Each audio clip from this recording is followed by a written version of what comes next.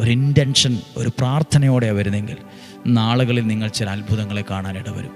പ്രാർത്ഥിക്കുന്ന സമയം ദൈവം പ്രവർത്തിക്കുന്ന സമയമാണ്. പ്രാർത്ഥിക്കുന്ന സമയത്തിന് അപ്രവശത്ത് ദൈവം പ്രവർത്തിച്ചുകൊണ്ടായിരിക്കുന്നത്. ദൈവത്തിൻ്റെ കരുതലുകളും ദൈവത്തിൻ്റെ ഇടപെടലുകളും നിങ്ങൾ കാണും. പ്രാർത്ഥിക്കാൻ പോവാണ്. നമ്മുടെ കർത്താവ് ഈശോ മിശിഹായുടെ കൃപയും പിതാവായ ദൈവത്തിൻ്റെ സ്നേഹവും പരിശുദ്ധാത്മാവിൻ്റെ സഹവാസവും കൂടെ ഉണ്ടായിരിക്കട്ടെ. ഏത് നിയോഗത്തിനാണോ ഈ ദിവസങ്ങളിൽ പ്രാർത്ഥിക്കുന്നത് ഞങ്ങൾ ഓർക്കുവാണ്. ഇവിടെ നമ്മളിന്ന് കേട്ട വചനം ഓർക്ക്. 7 പ്രാവശ്യം 7 ദിവസം അങ്ങനെ ചെയ്യണം, ഇങ്ങനെ ചെയ്യണം, കാഹളം എടുക്കണം, ആർത്തട്ടഹസിക്കണം, ഇങ്ങനെയെല്ലാം പറഞ്ഞപ്പോൾ അവർ പറഞ്ഞോ, ആരെങ്കിലും അവിടെയുള്ളവർ പറഞ്ഞോ ഇതിൻ്റെയൊക്കെ ആവശ്യം എന്താ ഉള്ളത്? ഇങ്ങനെ പ്രാർത്ഥിച്ചോ വല്ലതും നടക്കുവോ? ഇങ്ങനൊന്നും ആരും ചോദിച്ചില്ല. ആ ഇൻറ്റൻഷൻ അനുസരിച്ച് അവർ പ്രവർത്തിച്ചു, അവർ ചെയ്തു കൃത്യമായിട്ടതനുസരിച്ച്.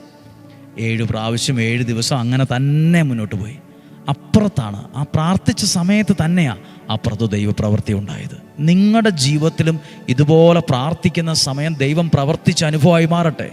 രോഗങ്ങൾ, അപകടങ്ങൾ, ദുർമരണങ്ങൾ മാറിപ്പോകട്ടെ. ദീർഘായുസ്സും ആരോഗ്യവും സന്തോഷവും സമാധാനവും ഐശ്വര്യവും ഉണ്ടാകട്ടെ. സാമ്പത്തിക ഭദ്രത നിങ്ങൾക്കുണ്ടാകട്ടെ. സ്വസ്ഥതയുള്ളൊരു മനസ്സുണ്ടാകട്ടെ. വഴക്കുകൾ മാറിപ്പോകട്ടെ. കണ്ണിനെ കണ്ണുനീരിൽ നിന്നും, കാലിനെ വീഴ്ചയിൽ നിന്നും, ജീവനെ മരണത്തിൽ നിന്നും സൂക്ഷിക്കട്ടെ. ഒരു ദോഷവും വരികയില്ല, ഒരു തിന്മയും വരില്ല, ഒരനർത്ഥവും വരത്തില്ല. ഒത്തിരി മാനസാന്തരങ്ങൾ ഉണ്ടാകട്ടെ. തിരിച്ചറിഞ്ഞ് അനേകർ തിരിച്ചു വരാനിടയാകട്ടെ.